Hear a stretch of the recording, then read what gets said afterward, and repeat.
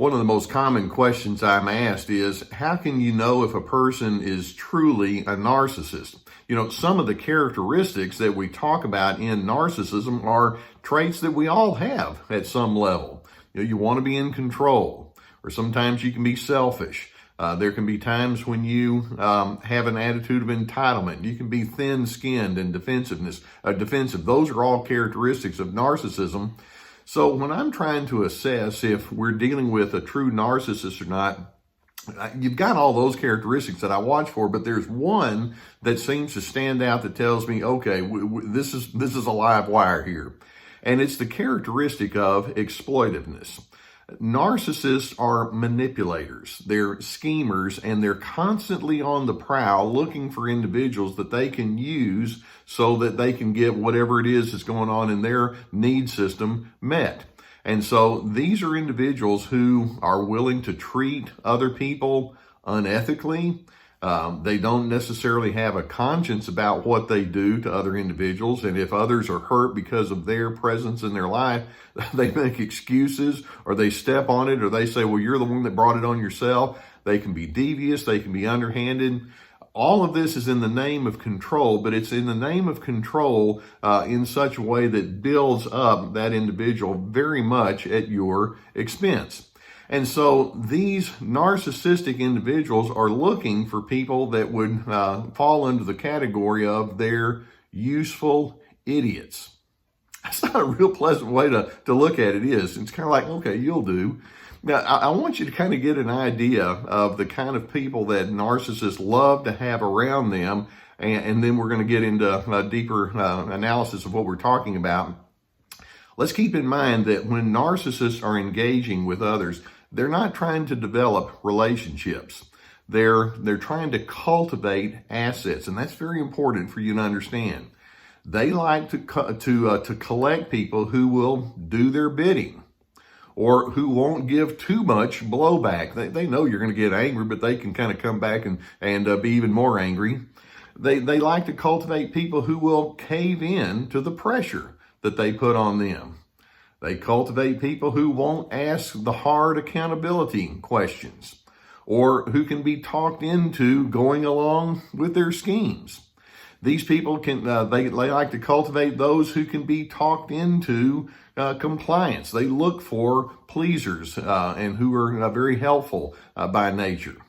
They like to cultivate people who can be motivated by guilt or duty or obligation, and they speak in heavy terms like that. You'll hear them talk about, well, you ought to, you're supposed to, you should, and they put those kind of obligatory terms on people.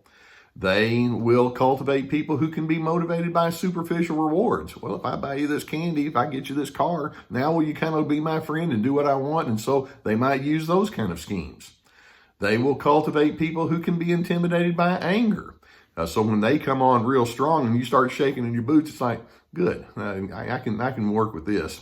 They cultivate people who trust too easily. Or they'll cultivate people who might complain, but they'll still stick around. And as they are watching and observing and measuring you, there's always this one question in their mind, and that is, will you be my useful idiot? Will you be somebody that I can use for my means so that I can have my way in my life? So what this says is that as they engage with you, you're being groomed. It's like that they may say and do some things that seem pleasant and fun and playful up front. They can praise you and they can have a certain amount of helpfulness toward you. They can be charming. But in the end, they're not too tuned into you. It's all because if they can do that, then you'll be more inclined to meet their needs as they seem or as they deem fit. In other words, you become the useful idiot. And then you realize that this is what's going on, because the more you try to show your individuality and your distinctions, and it's like, well, I'm not with you on that one, or I don't really believe that way, they can come at you with the how dare you kind of questioning. How dare you come against me? Kind of a do you know who I am? So they'll use that guilt and shame and coercion and blame, and then they'll finally wear you down. It's like, okay. And you remain as their useful idiot. Pretty sad, isn't it? I'm going to give you some illustrations of how this can work, and this is a very broad spectrum of how these individuals can have this exploitive kind of mannerism. For example, you can have a parent who more or less grooms a child to be their golden child. And in essence, they want that child to be a mini me.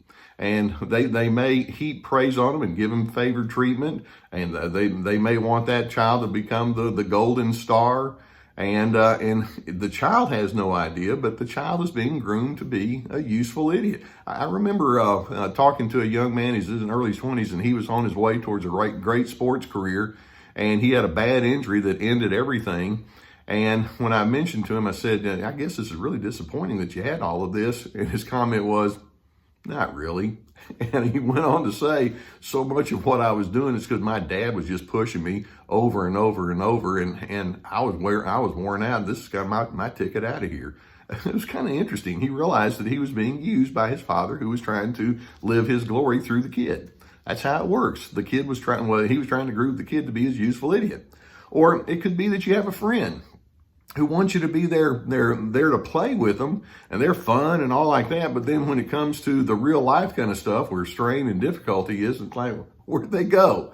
It's like, no, you're just my play buddy, and you're a useful idiot there. But when it comes to the real stuff, I'm not going to be around. Or another one, and this is very common, you can have a sexual partner whose chief end in the relationship is the sex. And that's it. And typically these folks try to move in pretty quickly. And they'll make you think, or they'll want you to think that they're interested in all sorts of this and that about who you are. But the bottom line is, I'm here to use you. Hot diggity dog, I can't wait until we get to the real thing. Or it could be that you have a boss or a supervisor who likes to gather people around him or her to prop up some of their irresponsibilities or their erratic natures. And so it's kind of like they'll intimidate you. You won't have a job if you don't do what I tell you to do. You're my useful idiot.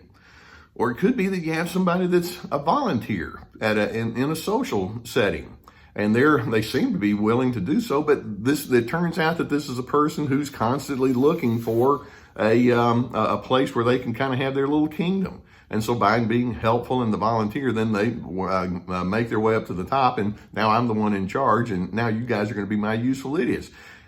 You can have a person who's the chronically helpless individual.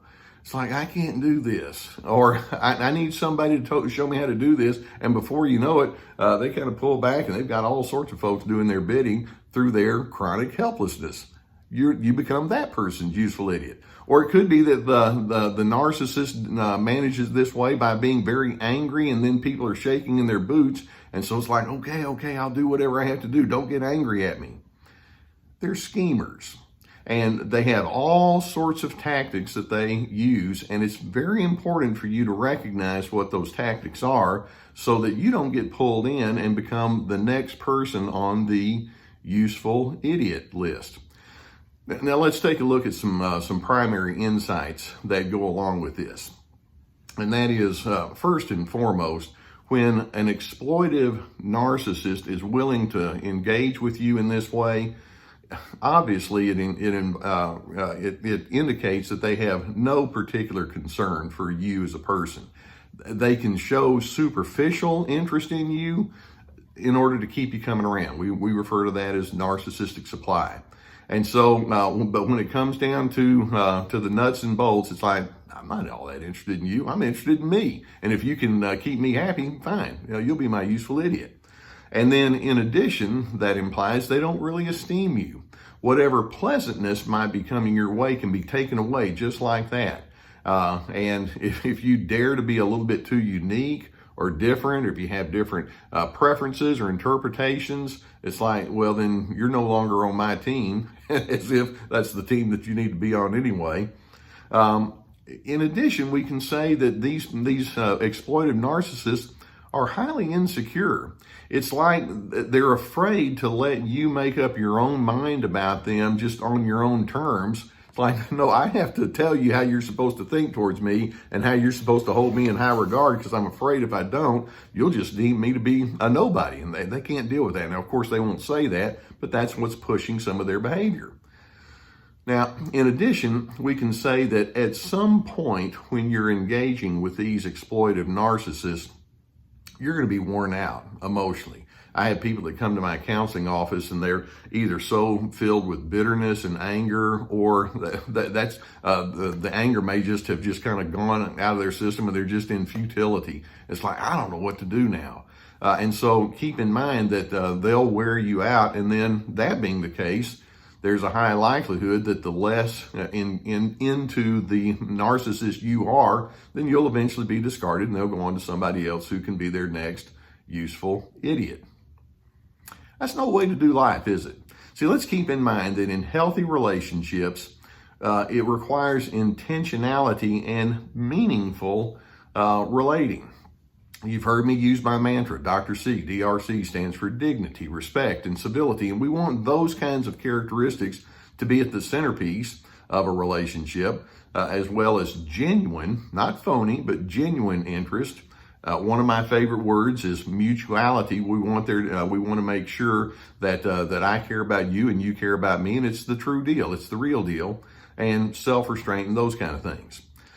So, in other words, let's recognize that if you're going to have good relationships, it needs to be a two-way street, not just one way where one person is just using you for whatever their immediate needs are. Okay? So, let's just conclude by saying that I want to be in relationships where I have that place of honor just as I'm willing to give it back towards them. And if that exploitive narcissist just keeps coming at you with, what are you going to do for me next? Then that implies this is a relationship that I cannot afford to invest in any further. I will be nobody's useful idiot. Now, I do hope that you get good insight and awareness from videos such as this. If you've not already done so, I would encourage you to go beneath and hit that subscribe button. And sometimes when you have videos like this, it stirs up questions in you and issues, and you may have already been thinking about seeking out counseling.